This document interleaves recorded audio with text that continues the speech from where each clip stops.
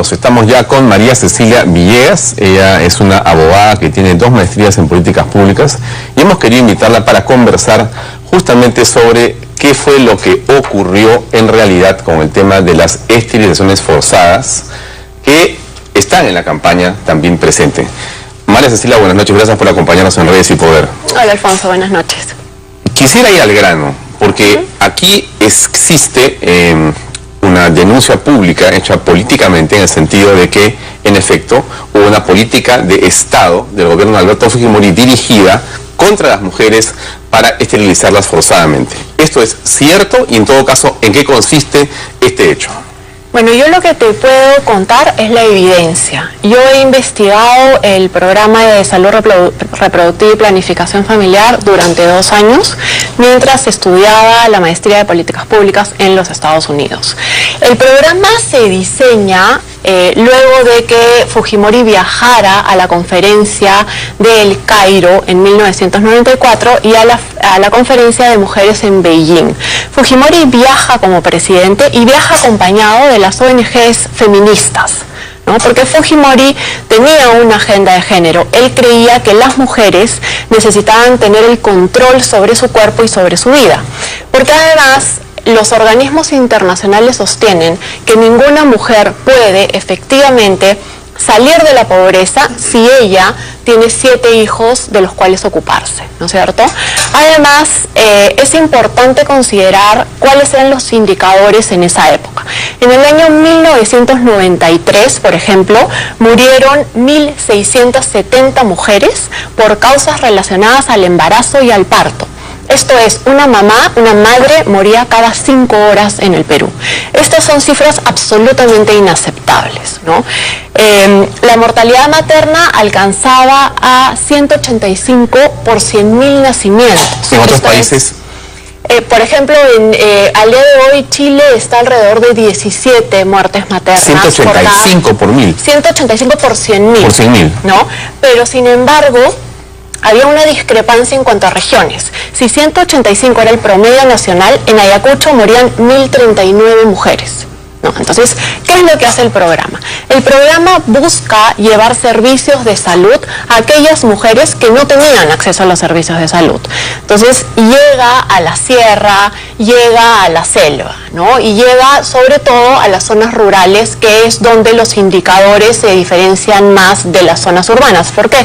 Por la falta de acceso a los servicios de salud, por las condiciones socioeconómicas de las mujeres. Una mujer que no tiene dinero para pagar el transporte para llegar a un hospital difícilmente puede ir a un control prenatal. Una mujer que vive a 2 horas o 3 horas de un hospital difícilmente puede llegar caminando en una zona rural cuando está embarazada, ¿no es cierto? Entonces, es a ellas a quienes se dirigió el programa. ¿Y en qué consistía el programa?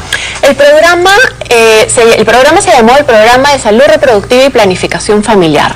Lo que se buscaba era, como te he dicho, reducir la muerte materna y reducir la mortalidad infantil, permitir que las mujeres accedan a los métodos anticonceptivos y accedan a los hospitales para cuando estén embarazadas y para dar a luz. El programa proveía de todos los métodos anticonceptivos que existían en el mercado en ese momento. Las AQVs, que son las anticoncepción quirúrgica voluntaria, las mal conocidas esterilizaciones, representaban solo un pequeño porcentaje del total del programa. En el año 1997, por ejemplo, el programa atendía a 850.000 familias al año, pero solo 107.000 mujeres optaron por una AQV. Esto es el 13% del total de mujeres que accedió a los servicios del programa de planificación familiar, optó por una AQV, por una esterilización. El resto optaba por métodos distintos. El programa da información sobre los métodos naturales, el método del ritmo, el método de la abstinencia. ¿En qué momento, María Cecilia, se construye esta verdad, en todo caso, que es la que se conoce, que hubo 300.000 esterilizaciones forzadas y que hubo inclusive muertes? Bueno, y muertes que fue una hay. política de Estado dirigida a eso contra las mujeres. Muertes hay. Hay 18 casos de muertes maternas que se producen no necesariamente por la AQV, sino por la debilidad institucional del Ministerio de Salud y del Estado peruano. Te pongo el caso de Mamérita Mestanza. Mamérita Mestanza es la imagen de lo que las ONGs y la utilización política del programa ha querido vender como el símbolo de las esterilizaciones forzadas. Mamérita Mestanza tenía 33 años y 7 hijos, cuando muere 9 días después de someterse a una AQV. ¿Por qué muere Mamérita? Ella muere porque luego del AQV ella es dada de alta, pese a que ella presentaba mareos, náuseas y dolor de cabeza. Si se hubiese seguido el protocolo, el médico hubiese descubierto que esa mujer tenía un problema. Probablemente había habido una perforación cuando se realizó la AQV y por lo tanto no podía ser dada de alta, tenía que quedarse en el hospital, tenía que resolverse el problema, identificarse cuál era el problema y resolverse. Pero ella es dada de alta, se va a su casa y 9 días después fallece. Esto, como te digo, está ligado a la debilidad institucional del ministerio, no al programa. Porque si tú recuerdas, hace unos años un señor entra a uno de los hospitales públicos y le cortan la pierna equivocada, ¿no es cierto? Eso no es una política de Estado. Eso no es una política de Estado, como no lo fueron las esterilizaciones dentro del programa de planificación familiar. ¿Cuántas fueron las denuncias que realmente existieron, que se probaron de los 300.000 casos que han habido, o no sé cuántos más? Pero ¿cómo se llega a ese número y cuántos fueron en realidad? Bueno, el programa realizó 254.000 AQVs durante los 4 años de ejecución del programa, entre 1996 y el año 2000. ¿Cómo se llega a esa cifra? Las primeras denuncias comienzan a salir en el año 97. En ese momento lo que se decía es que habían habido esterilizaciones sin el debido consentimiento. El Ministerio de Salud reaccionaba a estas denuncias y a estas investigaciones de la Defensoría del Pueblo. La Defensoría del Pueblo emitió 4 informes defensoriales distintos en los que identificaba ciertas irregularidades y les pedía al Ministerio que resolviera emitiendo directivas. Por ejemplo, las AQVs no podían ser realizadas a mujeres que tuvieran menos de 25 años, a mujeres que tuvieran menos de 4 hijos, eran requisitos indispensables. Además, uno de los grandes logros de este programa es que hasta antes del año 95 la esterilización estaba prohibida por ley, era como el aborto. Estaba penado, tú no podías someterte a una esterilización, a una ligadura de trompas. Entonces, luego de que Fujimori regresa del Cairo y de Beijing, las ONGs feministas celebran esto como un avance en los derechos de la mujer, porque además se les faculta a someterse a métodos anticonceptivos y a una esterilización sin la autorización del marido. Porque aunque tú no lo creas, hasta el año 95 las mujeres necesitaban de la autorización del marido para poder tener algún tipo de método. Pero entonces, ¿fueron 250.000 forzadas? No, fueron 254.000 esterilizaciones que ocurren durante la vigencia del programa.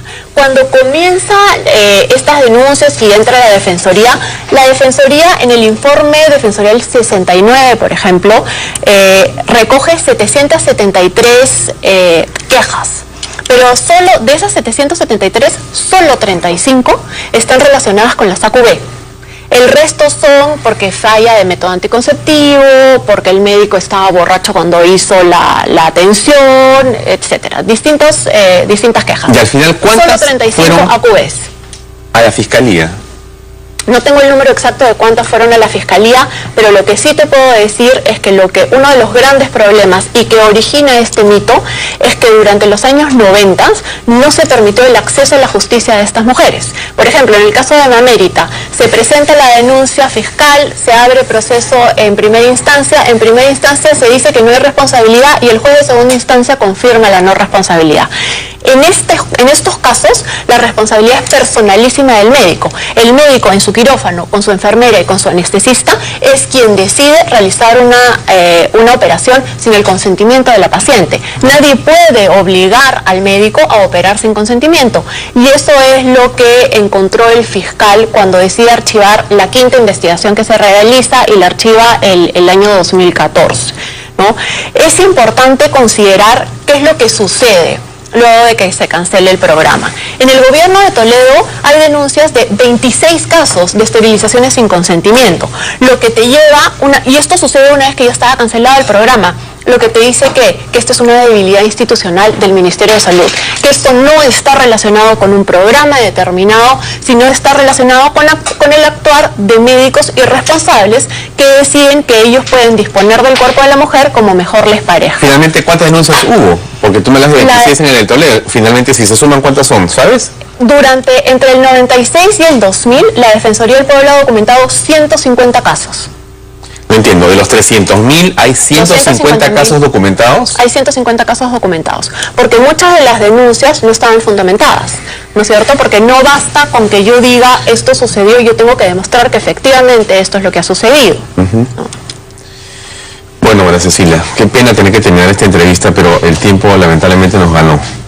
Te invito y te reitero la invitación en una próxima oportunidad pronto para que puedas extendernos más sobre esto y sobre otros temas que tienen que ver con estas verdades o medias verdades o mitos que circulan por ahí, ¿no? Mañana vamos a conversar sobre un tema muy importante, amigos, que tiene que ver con la Comisión Interamericana de Derechos Humanos y qué es lo que está pasando ahí. Vamos a tener una interesante entrevista para descubrir en realidad qué hay detrás de todo esto y de su próxima clausura por falta de fondos. Va a ser interesante escuchar una opinión también documentada. Gracias, María Cecilia, y te reitero la invitación pronto para volver a tocar este tema in extenso y otros más que tienen que ver con las investigaciones que tú realizas. Claro que sí, encantada. Muy amable. Amigos, termino el programa así. Mañana nos vemos a las 8 en punto de la noche en una nueva edición de Redes y Poder. Gracias por seguirnos y muy buenas noches. Para esterilizarlas forzadamente. ¿Esto es cierto? Y en todo caso, ¿en qué consiste este hecho? Bueno, yo lo que te puedo contar es la evidencia. Yo he investigado el programa de salud reproductiva y planificación familiar durante 2 años, mientras estudiaba la maestría de políticas públicas en los Estados Unidos. También presente.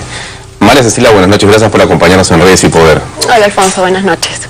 Quisiera ir al grano, porque aquí existe una denuncia pública hecha políticamente en el sentido de que, en efecto, hubo una política de Estado del gobierno de Alberto Fujimori dirigida contra las mujeres. Tenía una agenda de género. Él creía que las mujeres necesitaban tener el control sobre su cuerpo y sobre su vida. Porque además, los organismos internacionales sostienen que ninguna mujer puede efectivamente salir de la pobreza si ella tiene 7 hijos. El programa se diseña luego de que Fujimori viajara a la conferencia del Cairo en 1994 y a la conferencia de mujeres en Beijing. Fujimori viaja como presidente y viaja acompañado de las ONGs feministas, ¿no? Porque Fujimori tenía... Bien, amigos, estamos ya con María Cecilia Villegas. Ella es una abogada que tiene 2 maestrías en políticas públicas y hemos querido invitarla para conversar justamente sobre qué fue lo que ocurrió en realidad con el tema de las esterilizaciones forzadas que están en la campaña